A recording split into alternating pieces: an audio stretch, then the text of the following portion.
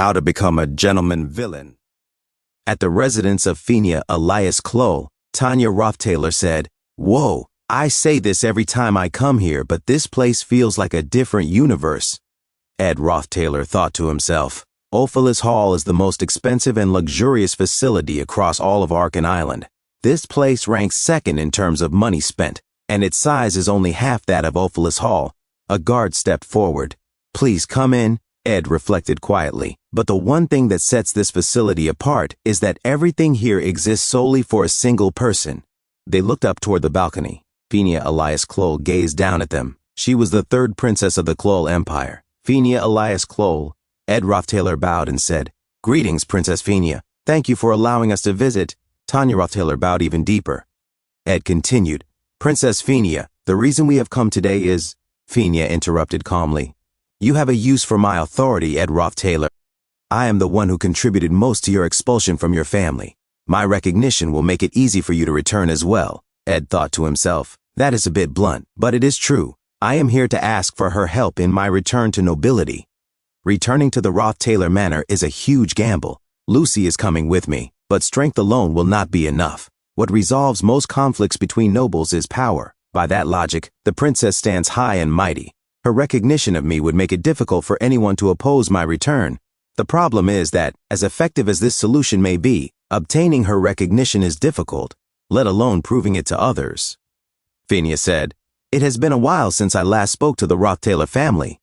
Ed Rothtailor, would you give Lord Crepin my regards?" Ed blinked in confusion. "That?"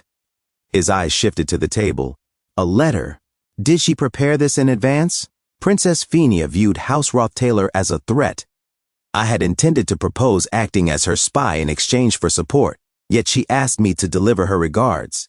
Carrying a royal letter is no small responsibility. More than anything, the meaning behind it carries weight. The letter was not sealed with wax, a sign of trust, proof that no tampering would be done." Ed said quietly, "I was prepared to negotiate with you." He reflected inwardly. This symbolizes. Phineas smiled at him.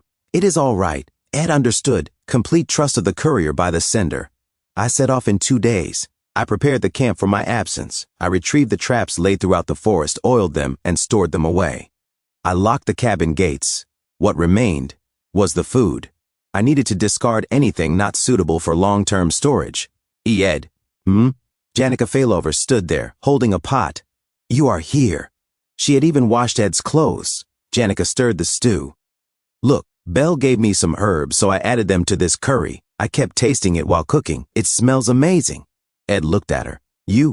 Why does it feel like you are walking around me on eggshells?" Janica flinched. "Heek," Ed thought to himself. "She has been like this for a while, if I had to guess. Is it because I let you become valedictorian? Because you think I made a mistake?" Janica shook her head rapidly. No, let me have it." Ed understood. "That is it." Janica sighed softly. "Ha. The truth is, I thought I knew a lot about you, Ed, but sometimes it feels like I know nothing, so I kept having bad thoughts." "Bad thoughts?" Janica trembled and bit her lip. "That you, Ed, actually hate me." Ed reflected silently. Kind people who rise to the top sometimes suffer because of excessive consideration. Janica must have experienced that before. "You are worrying over nothing." Janica slowly stopped crying. "It is impossible to completely understand another person anyway. But I will tell you this. No one in this academy knows me better than you. So even if you make a mistake, how could I ever hate you? You are very special to me." Janica's face flushed like a teapot about to whistle. "Ugh. Ed, why do you not just do something bad to me? Say something harsh, make a mistake, or ask me for a favor. What? It is fine, even if it is difficult. I am not even going home this vacation." Ed wiped sweat from his brow. In that case, do you think you can take a request?" Janica's eyes sparkled. "Yes, anything." 2 days later, the Rothtailor lands lie at the heart of the empire, prime territory. To travel from the thriving coastal cities to the capital, one must pass through Rothtailor lands. This position reflects the house's duty to defend the crown, leading the people to call it the Shield of the Crown. Tanya Rothtailor leaned forward. "Brother." Ed Rothtailor continued sleeping. "Brother." She swallowed nervously. "The air feels violent. Are we going to remain like this until we arrive?" Across the carriage, Janica Failover sat stiffly. practically radiating a red aura of irritation. On the other side, Lucy Merrill was peacefully asleep on Ed Roth Taylor's lap. Janika's eye twitched. She grabbed Lucy by the collar and pulled. "Get off! It is dangerous to sleep like that." Lucy simply tightened her hold around Ed's legs. "Hey! Get off! It is dangerous! Ugh!" Lucy trembled dramatically. Tanya shrank into her seat. "Why? Are these two coming with us?" Scary.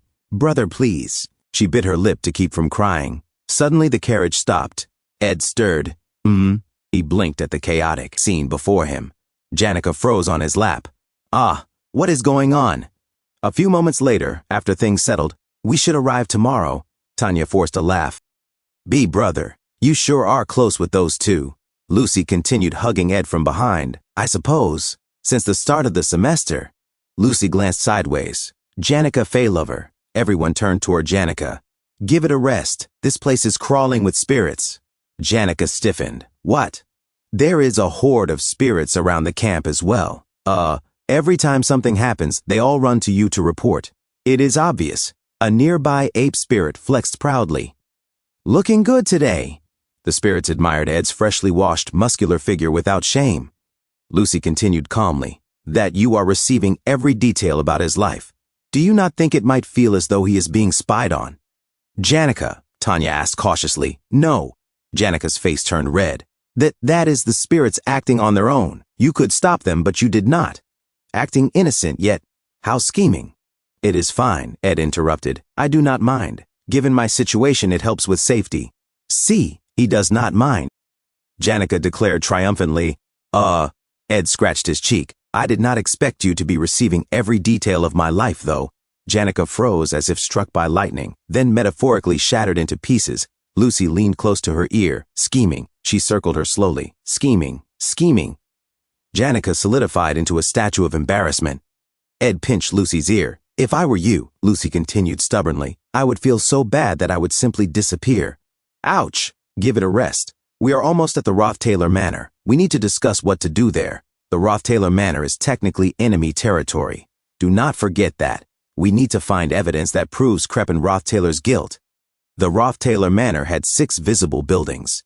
It was far larger than Ophelis Hall, an entire town rather than a single estate, a place where the name Roth Taylor outweighed even the authority of the crown. Within these walls, Roth Taylors outranked royalty. Ed handed his luggage to the butler. Suddenly, the man's hand slipped. The luggage crashed to the ground with enough force to crack the stone floor. The butler turned pale. All the servants immediately bowed. "I apologize, master." God, Ed thought. The butler trembled violently. I became nervous, as we have not served you in some time. Your glorious presence was too overwhelming. I could not help but make a mistake. Please forgive me." "It is all right. I will carry it myself." The butler stared in shock. Ed lifted his own luggage, from this point forward, to ensure my survival. Tanya, Janika, Lucy, and Ed stepped into the manor. Moments later, Crepin Roth Taylor stood waiting, a faint smirk on his face. "Welcome, my son."